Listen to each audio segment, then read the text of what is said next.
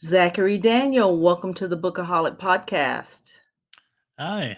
Thanks for having me. I'm really excited to be on. Well, let's dive into your journey. First of all, before we go into your book and your characters and your storyline and the world that you've created, let's talk about how you got onto the road of being a writer. Everybody has such a different journey of folks that I've interviewed, and I'm always interested in how you embarked on this. So, what happened to you, Zachary? Yeah, so I think it's probably pretty common that most people don't plan on writing a book. Write out as something that they're gonna do, but it kind of just you kind of just fall into it at some point. And it first started in college, where I kind of had this idea in my head for a movie. It kind of just came to me, and I Mm-hmm. thought, "Oh, I really think this would make a good movie. I think I'd Yeah. really like to see this come to life." But I'm like, can't do a movie. I can't, direct or have the budget or anything. But I can bring it to life through a book. So that was kind of Yeah. the impetus that brought the story on, and that's kind of what started it. Being in college a little younger and then not having a lot of formal writing background, creative writing Mhm. background experience, it took me a long time, a lot of kind of growth as an author and a writer Right. to make it kind of where it is today. And I used to hate writing. I used to Yeah. I used to hate English. I was used to be really bad at grammar and spelling. And then my freshman year of college, I was put in a class of I was the only native English speaker in a class of Chinese exchange students, Okay. which didn't make any sense to me. But the teacher that I had, she really focused on our essays could only be 250 words or 500 words long. So she Okay. really emphasized spending, as much basically making each word mean as much as possible. And it Yes. kind of it kind of gave me an appreciation for writing that you could fit so much into so little. Yeah. And so that really was kind of the thing that turned in my head as far as my views on writing, and it made when I had the idea for the book, it made it all the more kind of motivating to do because I kind of had that appreciation and curiosity for that. So Yes. Yes. Yes. Yes. Now, did you eventually now, so did you just base your writings based on that particular education, or did you hire a book coach or a copy editor? How did you get it to be publishable? Mhm. Yeah, it started. I kept it mostly to myself for the first few years of Mhm. I'm writing it, doing revisions and stuff, and then I handed off to a couple friends and family, Mhm.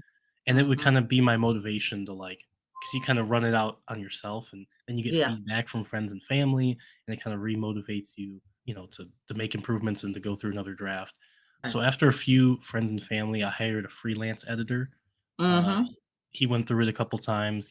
I'm sure your audience is probably familiar with Upwork. Yes. So Yes. yeah, it is a great platform. I found a lot of Yes. really good,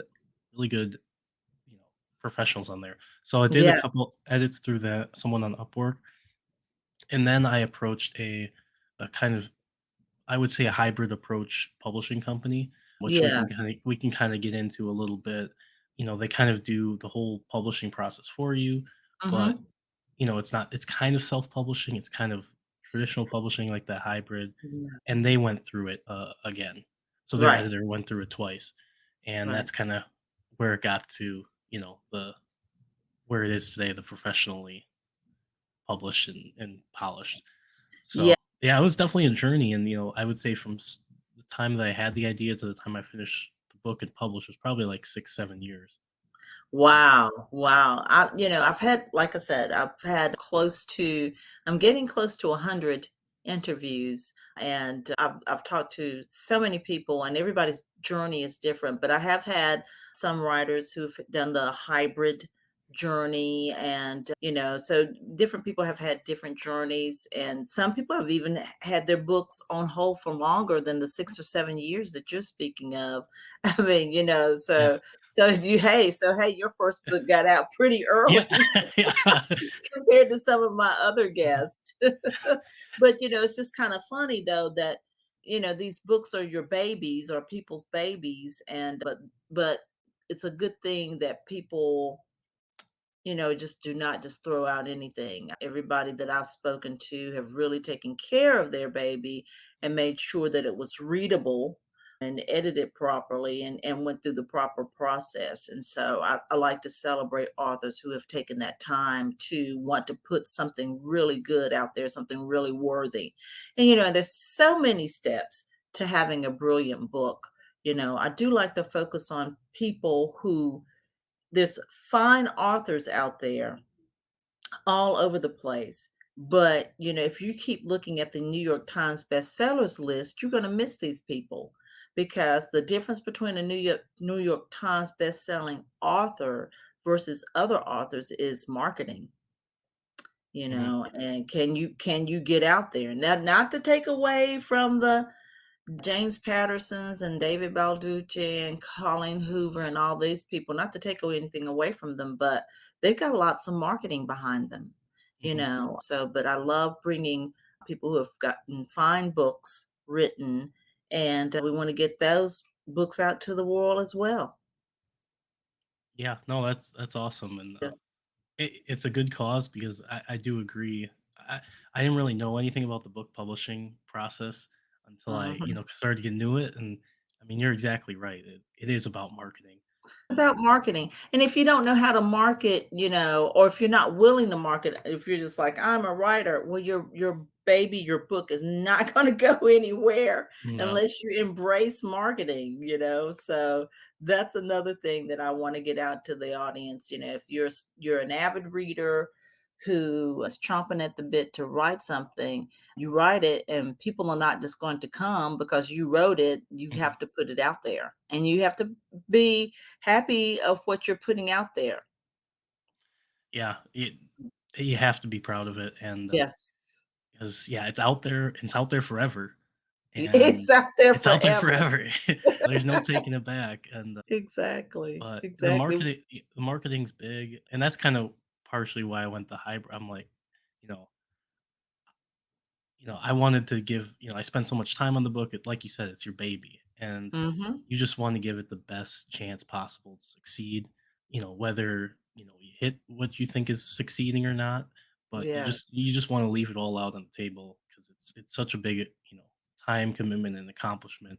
Unless you're Yes. turning out books like every 6 months, like some authors, but to Right, mo to right, mo right. to most of us, it takes years, um, and you just Well, want those to do it the best you can. those who are turning books out every 6 months have a writing machine. I mean, James Patterson can throw out probably about 4 books a year.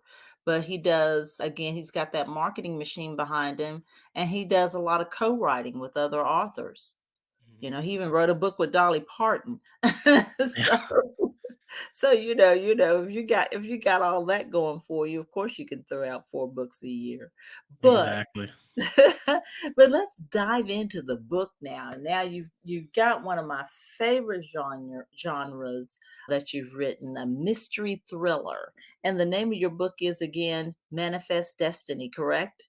Correct, yes. Okay, okay. Now, I often say to people, I judge books by their covers, definitely. And yours is the cover is a watch, and the watch is cracked.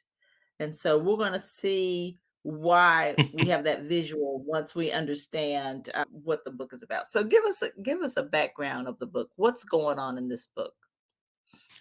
Yeah, so it's, if I'm just put setting, it's East Coast in the 90s. Hmm. The main character, Nick, he's in his early 30s, mid 30s, and his father was murdered when he was a teenager. His father was everything to him, his idol, who he wanted to be, his best friend, and he was taken away from him in an apparent robbery. There was Uh, no one was ever found, no one was ever charged. They had a couple suspects, but nothing really materialized. right, Fast forward to the present, and Nick has carried that, anger and grief and all that into his adulthood, and he's let it affect a lot of different aspects of his life. Um, right. and he's had a couple events in his past that kind of mm, he releases that anger in kind of unhealthy ways. So I Mm, would think of, like, I wouldn't say like a vigilante or like somewhat, somewhat Dexterish as Okay. far as like, how he releases that, and he does that on his father's anniversary. So, the progression of the book is a lot a good amount of the first third or half can be kind of put in flashbacks of those kind of events. But Gotcha. he's basically let it control a lot of his life, and he has a best friend who's a police officer who also lost his father at the same time. Now Oh, no. he lost his father to a heart attack, so it was, no one's Oh, fault, or no one, is perpetrated that. And right. he's definitely had peace with that. So him and Nick are, kind of catching up over dinner, and his best friend, talks about, I wish I could have you move on from this. Like, you need to move on from this. This has been Right. a drag on your life for too long. You're living in the past, all this. And Nick's like, I just want closure. You had Right. closure, your father, and so Nick basically asks his friend to relook into his father's murder to try Okay. to gain closure. And Right. his father was murdered in the 70s. DNA technology is just coming out in the 90s. So that's kind of the impetus of r- Ah, being able to maybe crack this case because now DNA technology is out. got you. And Got you. so there's kind of the underlying investigation kind of is the theme driving the under the plot. And then Nick's also kind of just healing and then kind of rediscovering life, reconnecting with his family, his Mhm. niece, his nephew, his mom, kind of dealing with the demons that he's been living so long with. And Mhm. as the investigation kind of unearths more and it kind of gets more entangled, it kind of all culminates together, his past and present, Right. in kind of a way that, well, of course, don't spoil any ending, but No, no, yeah, don't. yeah, but yeah, they definitely come together in an explosive way, and, the Oh, wow. investigation takes a turn he doesn't think, and yeah, it gets pretty wild. Okay. And it Okay. gets pretty intense at the end. Oh, wow. Okay, alright. So, and as you said, you first formulated this as a movie. Mhm, So, mhm, and now you've written the book, and so now it could have the possibility of a movie or a it TV could. show. So who would you envision the stars today, a celebrity today, to play those 2 roles, the main roles in your Mm, book? oh, that's a good question. Probably the main character, a Mhm. younger Edward Norton. Oh, okay. I think Okay. that, I think a younger Edward Norton would fit, and then the best friend would be probably like Jonathan Majors, or Okay. Okay. or yeah, probably Jonathan Majors is the one that comes to mind. Okay, okay, that So that gives you, some insight a little bit to the, as well, characters that you would hope to play these 2 in your book. Now, I noticed that the father was killed in the '70s, and the majority of the book takes place in the '90s when the DNA technology comes out. So you had to create a world in this book that flashed back, I suppose, to the '70s, but an even greater back for you writing to the '90s. Now, I'm gonna ask you, what do you really know about the '70s and '90s? I know you don't know anything about the '70s at all. yeah, no, And the '90s, maybe you were born in the '90s? I'm mhm. not sure. Yeah, no, I was born in '95, which is when the book takes place. Well, that's So that's when I got married. I got married in '95, and you were born in '95. yeah. So, but it's always curious as to ask a person, how did you research the world of the '90s and the '70s for your book? Yeah, luckily, the flashback to the '70s is really only tangential. There's not really much context in there, Okay, but a lot gotcha. of '90s stuff, I was careful to avoid. I would say my one of my best friends is engineer, and he's like very detail oriented. So when he read the book, he was like, "I'm looking for all the you know non-congruent mistakes." He's like looking up all the different places that I say, or I have a baseball game in there, and I made sure that the baseball game was you know the right baseball game on the right day. The general feel For the 90s and some of the flashbacks, I kind of avoided I kind of avoided dating it, putting in too many references that date it to the 90s. Yeah. Yeah, With, it could have tripped you up. with certain, like, clothing styles, or, I do use a couple, like, phone references, but it's all, there's no cell phones, obviously. Or Yeah, I think I do have one cell phone in there, but obviously it's like the huge big box phone, and, made yes, sure that it was the right type of, Nokia, that's like, right, yeah. that's right. So, all the references I have in the 90s, I made sure to do correct and date properly. But I didn't have a lot of, well, certain clothes or certain style of, interior design or anything that kind of Right, dates it to the 90s. Um, right, right, right. Well, so if it becomes a movie, you'll have all types of it's creative true. consultants. Yeah, true. They can bring all of that in. Very true. Yeah, the next thing to write is the screenplay. Yes. So Oh, so yes, yes, yes. I actually, I did a book signing, only in-person book signing I did back at my local library, and it was Okay. probably the highlight of the whole me writing the book, like, even better than publishing it, because Yeah. did my local library. My mom was so excited, she put up, like, flyers around town, Oh my and gosh. it was really, and there was, like, 50, probably, like, 50 people that showed up, Well, and hey, And that's good. old teachers from elementary school that I hadn't seen in Oh, 20 years showed up, and it was just really awesome. Um, wow. but That's a great feeling. That's it definitely a great feeling. Now, how did you come about the cover of your book? Again, to go back, I judge books by their cover, and if it looks cheap, if it looks like it doesn't match what the book is supposed to be, I don't pick it up. And so I like your cover. So why the watch? Because we're now it ticks away at his future. I got you. He dwelled on his past, now it ticks away his future. Got it. Mhm. Got it, got it. But very nice cover. So Thank how did you get it designed? So the publishing company did the designing. Okay.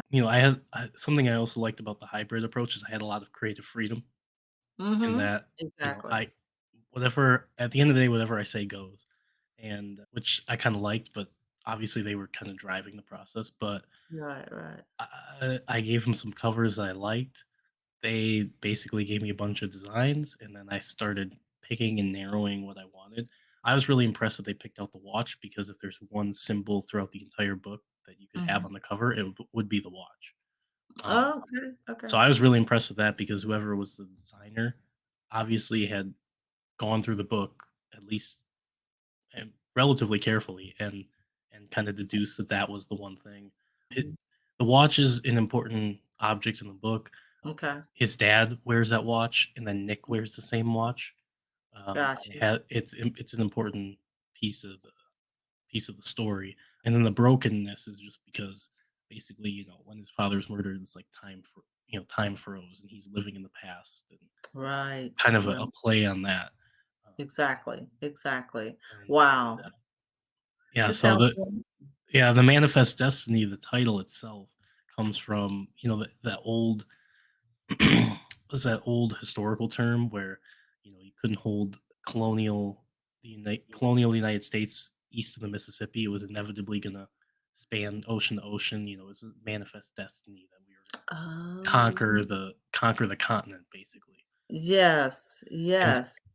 so it was a play on that, in the main character's anger and grief and sorrow that he's holding on to. It's manifest destiny that's gonna release, and, kinda, you know, it's kind of a play on that. So Okay, okay. lots of themes going on in in the Well, cover, but I appreciate that you like it so much. I love it. you I love it too. So yes, yes, yes. And people have to watch that. They really have to watch that with these book covers because it's really a crucial. It's you could have the greatest novel in the world that the world's ever had on the inside pages, but if your cover is not approachable, it won't get read. And it just won't. So definitely that's one of the more important pieces in the book process is your book cover. It's very important. Well, what's next for Zachary? We got another book coming out or working on another book, or do we have a sequel to this book? It's a good question. I do know what I would do for the sequel. Oh, Now the book doesn't set up a sequel. Like okay. there, it's a very much complete book. Okay. But so, don't think I'm gonna leave like a cliffhanger or anything. It's gonna be pretty wrapped up. Okay. But I have thought about what I would do for the sequel, and it would tie into this book without kind of undoing anything. So it's just more of like a mental like, okay, here we go, kind of getting the mental gymnastics or time to put towards writing a second book, Yeah. because it was a lot to get the first one done. Yeah. And so I thought either a sequel involving this or a kind of a financial thriller. So Oh, my background is I'm an investment advisor and I okay. specialize in digital assets like Bitcoin. And Yes. so a kind of financial thriller involving, Oh, digital yeah. assets or Bitcoin. Yeah. I think I could write well because that's my life and I know Right. something about that world. Yes. I could make it really interesting to the casual reader without, and then, without boring them with all this Right. blockchain jargon. But Right. and I also don't think there's really many, if any, books in that category because Right. it's such a new asset that, Exactly. there aren't like financial thriller books with digital assets. It just Yeah. my buddy kind of suggested that he's like, you should write a book. Your next book should be with digital assets, like a thriller, like a financial thriller. Like, Yeah. I think it's that's not a a bad great idea. idea. I think that's a great idea. And see now that you've gone through all of this and you have a hybrid publisher, you wouldn't have to have as long of a time frame. It wouldn't have to be 6 or Yeah, 7 yeah, yeah. years. So, and they feel more comfortable and all of these things. So, yeah, so I think you can do it. And if you do it, feel free to come back to the Bookaholic podcast and let us know all about it. We'd be more than happy to have you back again. And Yeah. as in saying that, we're going to have all of your contact information in the podcast show notes, as well as in the video description box on my YouTube channel. Zachary Daniel, thank you for coming on today. And we will shout out to everyone. Purchase your copy of Manifest Destiny. Well, thank you. It was awesome to be on. So. Well, we were glad to have you. And thank you so much.